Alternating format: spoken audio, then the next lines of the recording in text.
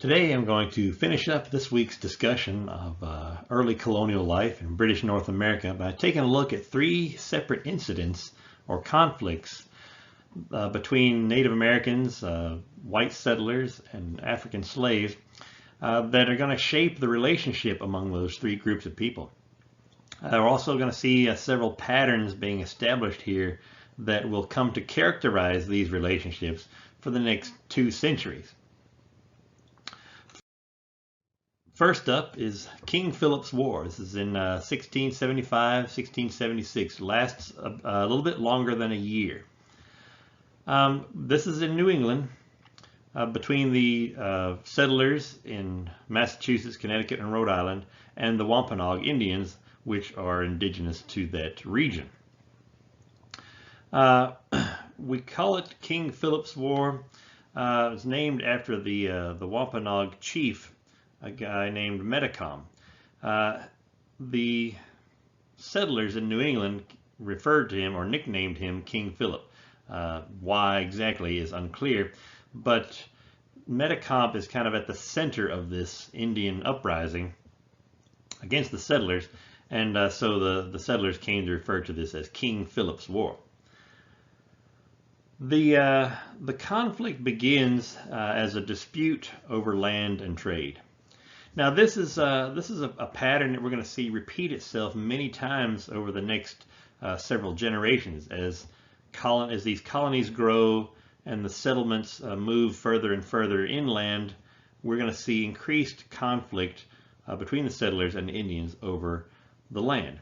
And this is not surprising. We hinted at this on the first day when we talked about how most of the British settlers coming to North America were farmers, or they'll be engaged in some kind of agricultural activity, be it small family farms or large plantations. In any case, they're going to require a significant amount of land that the Indians are already using for farms. Most of the Indians living in this region of the eastern part of North America were themselves farmers prior to the arrival of Europeans. So we see this right from day one. We see a competition for resources, a competition for land taking place between white settlers and Native Americans. In the beginning, when the number of settlers was very small, this wasn't a huge issue because they were just, the Indians saw them as just another small group of people sharing the same land. As these English settlements grew and more settlers came pouring in, this is where the conflict begins. More land is required to expand these settlements, and which means the Indians are going to have to give up some of their land. And this is where the dispute begins. In the years prior to 1675, this dispute over land and trade had been simmering for quite a while. Again, it was kind of an ongoing issue between the settlers and the natives. War won't begin until we see a particular incident that's going to kind of trigger this. It's going to set the whole thing off. The tensions will escalate to the point where one event will kind of spark the conflict. And this is also a pattern that we see repeated throughout history. Most wars begin as a result of growing animosity between two or more groups, and that animosity, that tension that's been building up due to these underlying issues will be set off by usually some sort of single event. Will kind of trigger the whole thing. That's what's going to happen in the case of King Philip's War. While tension had been building up for the previous several years over this land and trade, we see a particular incident that involved 3 Wampanoag Indians being put on trial in a colonial court for the murder of a Christian Indian. Now, usually if Indians, there was some sort of conflict between 2 or more Indians, the colonists were content to just leave that up to the Indians. They didn't get involved with it. But since this particular incident involved the death of a Christian Indian, the colonies felt that this was, or the colonial government felt that this was their jurisdiction. And this particular incident is going to anger Chief Metacom. He feels that this incident is just a sign, a symbol of how the English settlers have come to take advantage of the Indians. What's going to end up happening in this trial is these 3 Indians will be convicted of murder, then they will be executed, and this will be kind of the end of it. And this all takes place in a colonial court. There are no Indians other than those that are on trial. No Indians participate in this trial. Metacom's argument is that the Indians are not subject to British law. They are not British subjects. They are a separate and independent people subject only to their own laws. They just happen to live in the same place as these British colonists. Of course, the British colonial government feels that just the opposite is true. Anyone living within British territory is a British subject and therefore subject to British law. So this is kind of the trigger that sets off this conflict. Metacom sees this as the last straw. The colonists have taken advantage of the Indians for years by taking more land and more land every season. And this trial of these 3 Indians that are executed in a colonial court is kind of the last straw. Metacom rallies the Indians in the area, and they begin attacking the New England settlements.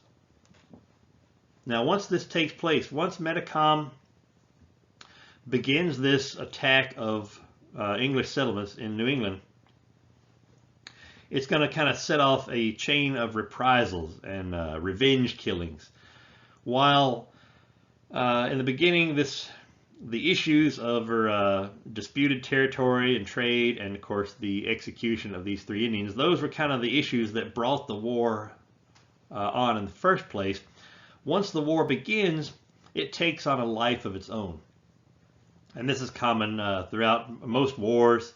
Once the war begins, regardless of whatever issues started the war itself kind of takes on a life of its own, and new issues emerge. In this case, the main issue is revenge and reprisals. As the Indians attack colonial settlements, the colonial militia feels it's their duty not only to defend the colony, but to go out and exact revenge on the Indians who attacked them.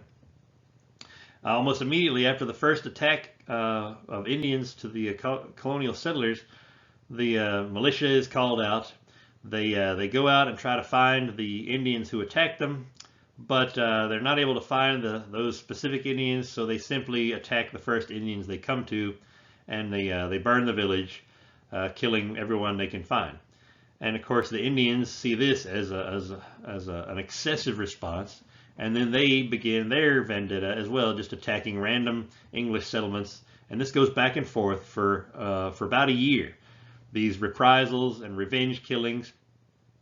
In some instances, when the settlers are not able to find any Indians, they go out they send a hunting party out to attack Indian settlements. When they get there, the Indians have all escaped or run away. So they just burn the village down. They burn all their crops and their food supplies, and then the Indians will respond in kind later on. They'll attack an English settlement and burn crops and supplies. And this gets ugly and brutal. It's very violent and very destructive. Within the space of a year, more than 2,500 colonists will be killed, and over 5,000 Wampanoag Indians are going to be killed in the process. This is very destructive. At this point, there were only about 50,000 people living in, or 50,000 colonists living in the New England area. In Massachusetts, Connecticut, Rhode Island combined, there's about 50,000 English settlers living there. So 2,500 colonists being killed, that's about 5% of the population. This is devastating. Usually, in most wars, 1 to 2% casualties is considered typical in terms of a percentage of the population. But in this case, we see 5% of the colonial population in this area being killed in this war. And of course, we see also the Indians suffer quite a bit more than that. The war will end when Metacom is captured and killed. Basically, the Indians will surrender once their leader has been captured. The fight kind of dwindles and fizzles out. So with Metacom now killed, Basically, what happens is that the colonial government, in order to make some kind of a statement here, they cut off Metacom's head and impale it on a stake, and place this stake on the outskirts of Plymouth Colony, and it stays there for years, again serving as kind of a symbol to the Indians. If you attack colonial settlements, this is what's going to happen to you. So things settle down quite a bit after this.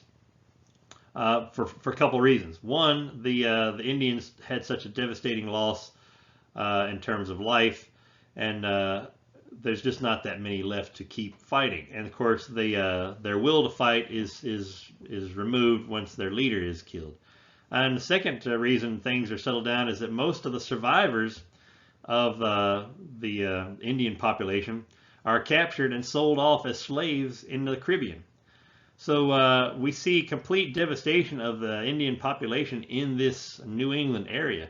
So for many years after this, there's not really going to be much conflict at all, because the Indians have essentially been eliminated in this area. So the big takeaway from this is that after this incident, we're going to see a pattern of hatred toward Native Americans by the New England settlers, and this hatred is a little bit different than it was previously. Prior to this incident, white settlers tended to look at the Indians with a certain degree of animosity, because they saw them as uncivilized, and of course they were not Christian. So this kind of caused the white settlers to look down on the Indians, but they didn't hate them for any inherent reason. It's just the fact that they were not civilized and they weren't Christian. If they could civilize these people and bring them Christianity, then maybe they could live together in peace. So again, the animosity was based more on their perception of them as savages, less because of their race. After this incident, however, what ends up happening is that white settlers tend to look at the Native Americans, they tend to hate them simply because they are Indians. The race becomes pretty much the sole discriminating factor here. Whether the Indians are Christian or not is of no consequence. The fact that they are Indians means that the colonial settlers will hate them. And this animosity, this racially oriented animosity, will be handed down through the next generations. Like I say, it's going to be quite a few years with no conflict after this, but eventually the colony will grow more and will continue growing. More settlers will come into the colony, and they'll continue moving west into the frontier, and eventually they're going to encounter more Indians. When this happens, this racial animosity that's been handed down from the previous generation is going to be carried onto the frontier. So a lot of these new frontier settlers in the next couple of generations, some of them had never seen an Indian before, but when they get to the frontier, they're already going to hate the Indians simply because they're Indians. They've heard the stories from their grandparents about King Philip's War and what happened and how deadly the Indians were, how violent they were. So when they get to the frontier and they meet Indians for the first time, they are bringing with them this inherited hatred of Indians. And the same thing happens on the side of the Indians. Even though the Wampanoag Indians were pretty much wiped out by this conflict, either in terms of deaths or being sold as slaves to the Caribbean, Indians further on the frontier have heard stories about this, and those stories are going to be handed down to the next generation in their society as well. So by the time the Indians and settlers meet again in the New England area, both sides have adopted this idea of hatred toward the other just because they are the other. So again, this will become characteristic of white settler Indian relations for the next couple of centuries. This is just going to characterize how they interact with each other, this racially oriented hatred. At the same time that King Philip's War is going on in New England, we've got another conflict emerging in Virginia. Of course, neither of these two conflicts have anything to do with each other. They're similar issues at the heart of each conflict, but there's no contact really between New England colonies and Virginia at this time. They are still pretty much doing their own things. So these two conflicts are completely separate and unrelated, other than the fact that they happened at pretty much the same time, within the same year. At the heart of this Bacon's Rebellion, we're going to see a similar conflict over land between frontier settlers and Indians.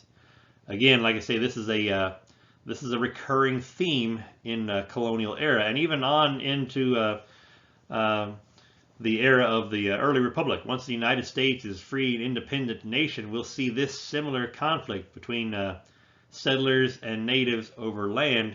That's going to continue on as American settlers move west in the 1800s. But for now, we see in Jamestown, in the Jamestown area, the Virginia area, we see a similar dynamic unfolding.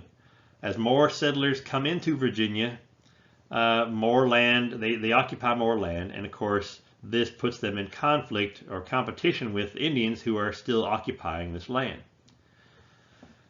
In Virginia, however, it's a little bit more of an issue because the settlers want quite a bit more land than they did in New England, because we're growing plantations in Virginia, whereas we're still using small family farms in New England. So these plantations require a lot of land.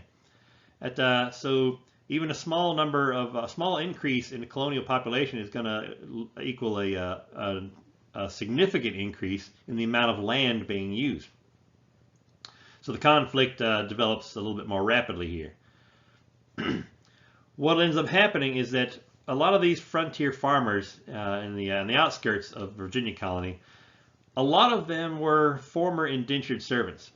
So they, when they finished their service contract, they got their freedom dues and their little piece of land out on the frontier, and they're trying to eke out a life for themselves. Again, these are small-scale plantations. They're not quite the large plantations we see in the Jamestown area. These frontier farms are quite a bit smaller. In fact, in some cases we see part of this looking a little bit more like the New England pattern, where we have smaller scale farms just growing for the benefit of that individual or family. But they're still focusing on cash crops. We're still talking about tobacco here in these years. So these smaller tobacco farms are now competing with the larger tobacco plantations back in Jamestown. What ends up happening here is that these poor farmers on the frontier are struggling. They're struggling to compete with the large-scale operations of the big plantations back in the Jamestown area, and they're just struggling to survive on the frontier. The land that they're on is not ideally suited for plantations, so they're having a hard time achieving any kind of success. Many of these frontier farmers feel that if they can move further west into the frontier and get some new land, then that land might be better for plantations. So here's where the conflict begins. These frontier settlers are eager to move west and take land from the Indians. They feel that this is the only way to achieve this.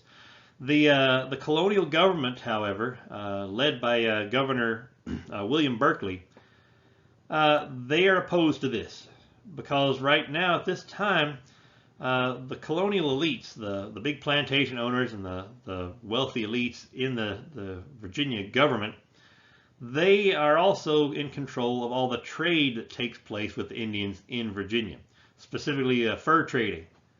And this is very lucrative. Fur trading in this time period is almost as profitable as tobacco farming. So the colonial elites, they control the large tobacco plantations, and they control this lucrative fur trade with the Indians. If these frontier settlers go to war with the Indians, it's going to disrupt this fur trade and take a big chunk out of the profits for the colonial elites. So the governor of Virginia he forbids these frontier settlers from starting any trouble with the Indians. They do anyway. They kind of take it upon themselves to start seizing land with the Indians, and we end up with a conflict despite the governor's orders. But a lot of this is the result of a guy named Nathaniel Bacon. Bacon is a newcomer to Virginia, a recent arrival. Now, he did not start out as an indentured servant. Bacon comes from a wealthy family back in England. As it turns out, Bacon was not very responsible as a young man. He squandered a lot of his inheritance. His father had grown tired of his irresponsibility and basically kicked him out on his own. So I gave him a little bit of money, sent him to North America, and said, okay, you're going to go there, you build a life for yourself, I'm done dealing with you, you're on your own now. So Bacon shows up in Virginia with a little bit of money. He buys himself some land on the frontier, which was what was available. Again, most of the prime real estate was already occupied by the wealthy elites in Virginia. So Bacon buys his land on the frontier, and he ends up in this situation with these frontier farmers struggling to survive and prosper on this poor land in the frontier. So Bacon becomes kind of the de facto leader of these frontier farmers in their struggle against the Indians to seize more land. Bacon had previously asked the colonial government, he wrote Berkeley himself and said, please let us move on further on the frontier, let us take some more land from the Indians so that we can have a chance of prospering. The governor's like, no, absolutely not. Do not start any trouble with the Indians out there because it's just going to ruin all of this that we've built in the past few years. Bacon becomes angry at the colonial government, and instead of attacking the Indians now, Bacon convinces the frontier farmers to attack the colonial government at Jamestown. So basically, they started fighting the Indians to seize more land. The governor told them to stop, and they stopped, but then they turned their attention toward the colonial government. Now Bacon and his men are now marching against the colonial government of Virginia. So basically they just do an about face and head toward Jamestown, and they start attacking some of the wealthy plantations along the way. As they do this, Bacon recruits some of the indentured servants and slaves that are working on these larger plantations. Bacon says, hey, you join me in this rebellion. We're fighting the system. We're fighting the man. We're going to take down the colonial government, and we're going to change things. If you don't have to wait to finish your service contract to collect your freedom dues. If you join my rebellion now, I'll make sure you get some land right away. And the same thing for all you slaves. If you join my rebellion, we'll make sure that you're freed and that you can get some land too. So this is very attractive to these indentured servants who have years and years left on their contract. They don't want to wait. They're like, okay, I just joined this rebellion, and maybe I'll gain access to some land much earlier than I would normally. The same thing with the slaves. They see it as an opportunity for freedom and to get some land for themselves. So Bacon recruits most of the laborers off a lot of these plantations as he begins attacking them. But this, of course, scares the hell out of the colonial government. Berkeley he calls out the Virginia militia to try and put down this rebellion, but it's unsuccessful. And Berkeley and his colonial government begin to fear for their lives, especially once the Bacon and his rebels march on Jamestown. They arrive in Jamestown and pretty much destroy the whole town. They burn the fort, and so Jamestown is overrun by rebels. Berkeley and the colonial government fleeing for their lives. He was able to send word back to London, basically you're pleading to the crown, hey, we got a peasant uprising here in Virginia. The colonial government has been overrun. We need troops to come help us put down this rebellion. So the crown dispatches British troops to come and intervene in this rebellion. But of course it takes forever for them to get here. Once the British troops arrive, this rebellion is already over. And between the time Berkeley had sent for help and the time the British troops arrived, Bacon had become ill with a fever and died. Once Bacon dies, this rebellion kind of fizzles out. He was the leader. He was kind of the one holding it all together. He was the big motivator. Without his leadership, these rebels kind of become disorganized very quickly, and most of them just give up and go home. They figure, well, this is not worth it. I'll just go back and take my chances on the frontier. We'll just try and go on as we did before. Of course, when the British troops arrive, there's no rebellion to put down, so they just they go on back to England. And Berkeley and the Virginia government, they round up a couple dozen of the rebels, about 20 some of the rebels, and they try them and execute them as dissidents and traitors and so forth. But this nothing is really accomplished. There was no land distribution here. Bacon didn't succeed in seizing any land from these plantation owners. Most of the rebels went back to their own individual farms, and the slaves and indentured servants went back to work for their plantation owners. So nothing really changed as a result of this in the immediate context. But this is going to have a big impact on the Indians. Of course, they're the big losers in this conflict. In the course of the fighting on the frontier, prior to the fighting against the colonial government, a lot of the Indians had already been pushed off of their land, and of course this rebellion caused a lot of animosity among the Indians on the frontier, and it takes the colonial government a few years to get things settled back down, and eventually the Indians get pushed further and further off their land. But the big impact of this is going to be in the way the colonial government approaches the idea of labor and land distribution in Virginia. What ends up happening is that Berkeley and the colonial government, they begin to realize that almost all of these rebels were former indentured servants, people who had come here as indentured servants and been given a little bit of land as their freedom dues, and now they've started to form this growing population of small, poor farmers. The colonial government was concerned that these small, poor farmers were not only competing against the wealthy elites for a share of the tobacco market, they were also competing with them for influence in the colonial government. Keep in mind, as landowners, these small farmers, even though they're poor and they're not prospering, they still are allowed to vote. So they have a voice in the local government. And if there's enough of these farmers in the population, they could have a strong voice in the government. And this made the colonial government nervous. They wanted to maintain control themselves. They didn't want to share control with their poor frontier counterparts. So in an attempt to keep this the numbers of poor small farmers from growing, they began to look at slavery as a better option for labor than indentured servants. Indentured servants eventually will become small independent farmers in the area, competing for part of the market and competing for influence in the government, whereas slaves will never be free. They will never be competing with you in the marketplace.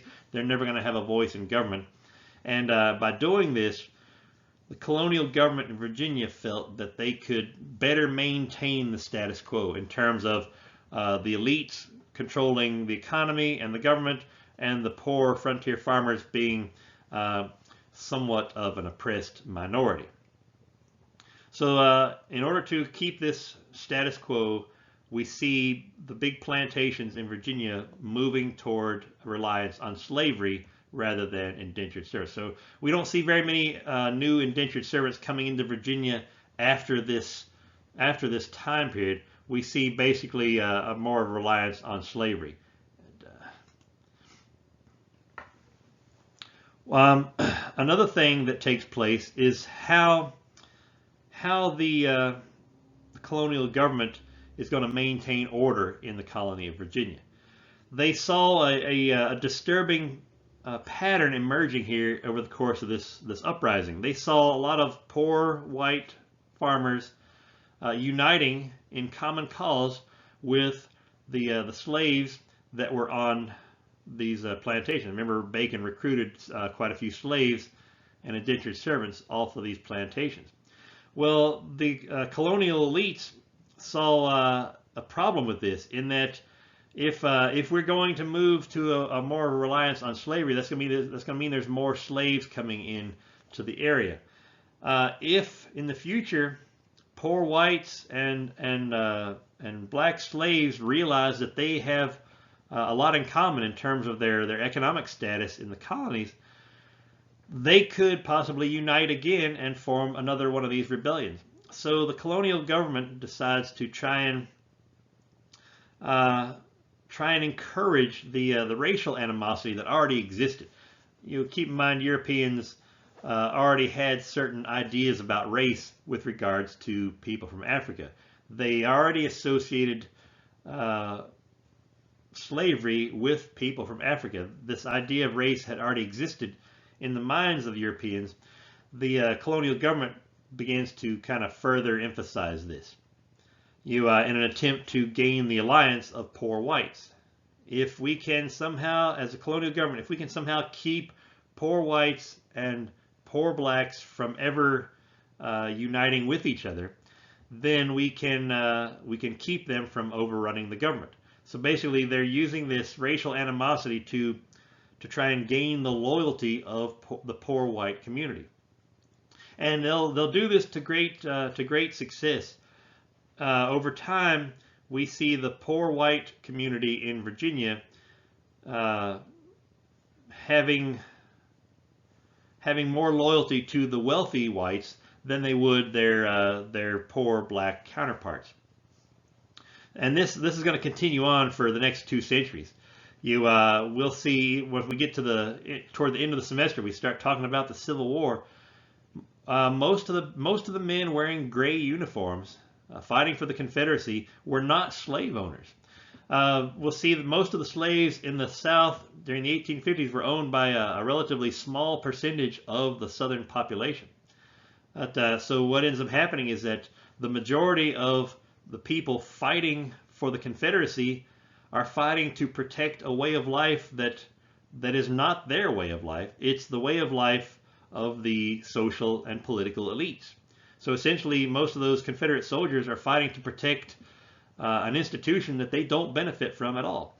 And one of the reasons they do this is because over the previous 2 centuries, all the way back to Bacon's Rebellion, we see colonial governments, and of course later the state governments, will keep emphasizing the racial aspects, keeping poor whites and poor blacks from associating with each other, and thus maintaining the loyalty of poor whites to the colonial elites.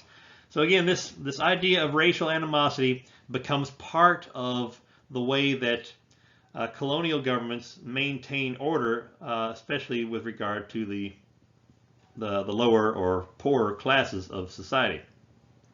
So big impact here. Slavery begins to replace indentured servitude, and racial animosity will unite rich and poor whites, and it will help prevent any further class warfare like we saw in Bacon's Rebellion. Keep in mind, Bacon's Rebellion at its heart was a class war. Poor whites fighting against wealthy whites in a class war.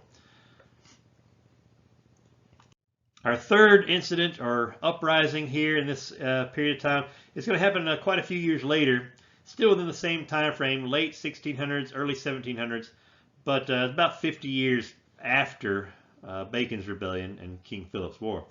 The Stonewall Rebellion is going to be a slave uprising, and whereas in King Philip's War we had settlers versus the Indians, in Bacon's Rebellion we had poor whites primarily in a class war against wealthy whites. In Stonewall Rebellion, this is going to be pretty much just a straightforward slave uprising. Now it's titled a rebellion. Again, in the aftermath of this, the South Carolina society came to view this as a rebellion, but it was not a true rebellion. It was a very small scale. It wasn't even really an uprising. It was an escape attempt by a small handful of slaves trying to escape South Carolina and make their way into Spanish Florida and freedom. But of course, this is going to be, it'll escalate somewhat, but by the time the stories get spread around the whole colony, they start calling it a rebellion. So really quickly here, basically what's happening is that on a plantation in South Carolina, this is along the Stono River, which is a few miles south of Charleston, South Carolina. About 20 slaves from a single plantation are going to attempt to escape. Now, it's known at this point that Spanish Florida is a potential haven for runaway slaves. A few years prior to this, I think it's 1733, the Spanish colonial government in Florida issued a decree that basically says that any British slaves that can escape into Florida will be given their freedom in exchange for serving as a colonial defense force. Basically, this Fort Mose, which is near St. Augustine, Florida, was a frontier outpost that the Spanish used to defend their colony against any potential British attacks from Georgia and South Carolina. So Fort Mose was manned primarily by free blacks, people who had escaped slavery from British colonies. So this is already a known offer. So the slaves in South Carolina know about this, and this group of 20 slaves in the Stono River area, they decide they're going to try to escape and make their way to Spanish Florida. That's the goal here. They're not trying to start an uprising. They're not trying to start a massive rebellion. They are just trying to escape. Of course, that's easier said than done. In order to make their getaway, they're going to have to fight their way out. They initially they took over a local general store. They stole some weapons, a few guns and things, and they begin fighting their way south. Along the way, they'll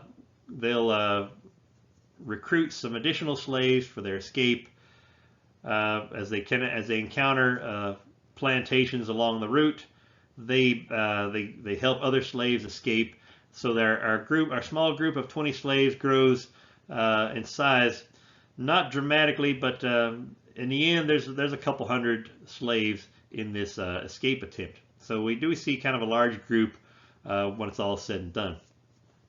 In the process, some whites will be killed. Some plantation owners are going to be killed as a result of this escape attempt.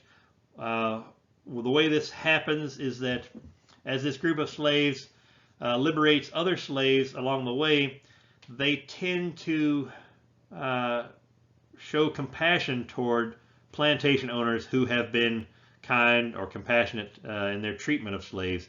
And those slave owners who have been brutal or mistreated their slaves in some way, they are kind of targeted for these killings. So basically, these escaped slaves, they don't kill unless they have to in order to facilitate their escape. They're not trying to start a rebellion or an uprising. They're not trying to change the world. They're just trying to escape. And sometimes they'll have to kill in order to do that, because plantation owners aren't just going to stand by and let their slaves escape. This is only going to last for a few days, not even a week. By the time they get to the first couple of plantations, these escaped slaves, word is going to spread very quickly. By the time word of this spreads throughout the South Carolina colony, of course, the story has become very exaggerated. We're talking about a handful of slaves escaping, and in the process, they've killed a few plantation owners. By the time it spreads to the opposite side of the colony, this is a massive slave uprising, an army of slaves rampaging across the colony, killing every white person that they can find, which of course is not true. But we all know how rumors tend to, as rumors spread, as the story becomes more and more exaggerated. Hence the name Stono Rebellion. This is not really a true rebellion, but by the time word of it gets around, it is believed to be a large-scale rebellion. Like I say, this is only going to take a few days to round up and capture these escaped slaves. Once the South Carolina militia is called out, they get organized. They track down these runaway slaves, capture them, and execute them. In the end, about 200 slaves are going to be executed as a result of this rebellion. So there's no mercy shown here. even despite the fact that only a few whites were killed and only in an attempt to escape, slaves are going to be pretty much made an example of. So the bottom line here is that nothing really was accomplished. No slaves ever made it. None of these slaves ever made it to Spanish Florida. In fact, at its height, Fort Mose only had about 100 free blacks living there at its height. So Fort Mose was never a big, large-scale haven for runaway slaves. In fact, it didn't last much beyond this. By the mid-1700s, Fort Mose had been all but abandoned. So the result of this is not necessarily any slaves ever escaping. But and of course, there was no massive uprising. It was all squashed in just a few days. But it's going to have a big long-term impact. And the impact is going to come primarily in the minds of people in South Carolina, the plantation owners, white settlers in South Carolina. Their mindset, their attitude towards slaves is going to be significantly altered as a result of this Stono Rebellion. Basically, this is going to strike fear into the hearts of white settlers in South Carolina primarily, but this will spread to other southern colonies over time as well.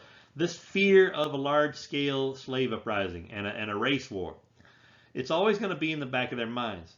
This really kind of spooks the plantation owners. It kind of instills this sense of fear, even though over the course of Southern history there were only just a small handful of actual slave uprisings that ever took place, and we're talking about a period of about 250 years worth of slavery in North America. There was only just a small, very few instances of actual slave uprisings taking place.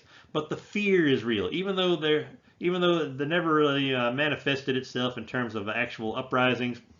Southerners are very afraid that it might happen, especially once we get into a situation where the slave population begins to outnumber the white population. This is part of what feeds into that fear. They're afraid that, okay, in this case of Stono Rebellion, it was a small number of slaves, and slaves were kind of a minority at this point. If the slave population grows and becomes a majority and they start an uprising, they could easily wipe out the entire white population of this colony. So this fear is going to prompt a lot of changes in colonial law with regards to slavery. The South Carolina colonial government will, within a few years or so, they will enact a series of slave codes. Basically, these are laws passed specifically to restrict the activities of the slave population. You remember earlier in the week when we talked about what slavery looked like in these early years, very often slaves had many of the same privileges as indentured servants. They could come and go from the plantations with permission from the plantation owner. They could have part-time jobs other places. They could earn money. They could purchase their own freedom. They could grow gardens to supplement their diets. They were allowed to have tools and so forth, personal property. We don't see very many instances of slaves being allowed to own weapons, but neither were indentured servants. But there were some privileges. After the Stono Rebellion, all of that goes away for slaves. These laws, these slave codes, specifically make reference to what slaves can and can't do. Slaves, after this, some of these laws specifically state slaves are not allowed to read or write. It's against the law to teach a slave how to read or write. So if you're a white person and you teach a slave how to read or write, you could get in trouble for something like that. Slaves are not allowed to own any kind of property, no tools, nothing. Everything they need will be provided by their master. They're not allowed to have any money. They're not allowed to engage in any kind of part-time work for pay off of the plantation. They're not allowed to have any kind of vegetable gardens. They're not allowed to congregate in groups. So basically, if you're a slave on a plantation, you need to keep to yourself. You're not allowed to hang around together in large groups. And again, this is kind of to prevent them from from organizing into kind of a rebellion or an uprising. So each one of these restrictions was aimed at controlling the activities of slaves to the point where it would be impossible for them to organize themselves into a rebellion. And all of this was derived from this fear of a large-scale slave uprising. And you got to keep in mind that while slave uprisings weren't really a big thing in the colonies at this time, that doesn't change the fact that people are afraid of it. Oftentimes, fear is not rational, and and that's kind of the case here. This irrational fear of a large-scale uprising is going to prompt them to take all these restrictive actions. And while this begins primarily in South Carolina, again, this is obvious a connection here. South Carolina was the only colony in the early 1700s. South Carolina was the only colony that had slaves in significant numbers. And of course, eventually, South Carolina will be the most highly concentrated slave population of all the southern colonies. And that'll hold true, that pattern will hold true all the way through the Civil War and even in the years after the Civil War. But even though there wasn't as many slaves in the other southern colonies, all of the southern colonies will eventually adopt some form of these slave codes. And we'll talk more about that as we get closer to the Civil War. These slave codes will become more extensive and more specific, and more states will start adopting, more colonies, and of course later the states will adopt these types of restrictions. But it begins in South Carolina, which is where the story of slavery in North America really begins. And so we see now already South Carolina is kind of the epicenter of the story of slavery in North America. It begins here, and of course, kind of spoiler alert here, the first fighting in the Civil War begins in South Carolina as well. South Carolina is the most vocal opponent of the federal government. Once we are independent United States, South Carolina is kind of the squeaky wheel in terms of defense of the institution of slavery. They have the most to gain by slavery. They stand to lose the most by its abolishment. So South Carolina is kind of the center of the story here, and that story really begins with this Stono Rebellion. This fear that's going to shape the mindset and the actions of Southerners for many, many years to come.